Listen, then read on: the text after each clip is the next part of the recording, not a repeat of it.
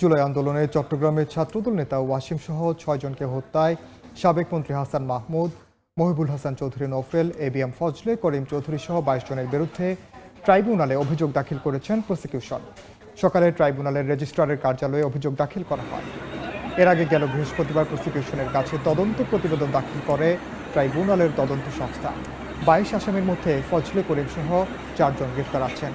পলাতক ১৮ জনের বিরুদ্ধে গ্রেপ্তারি পরোয়ানার আবেদন করা হয়েছে।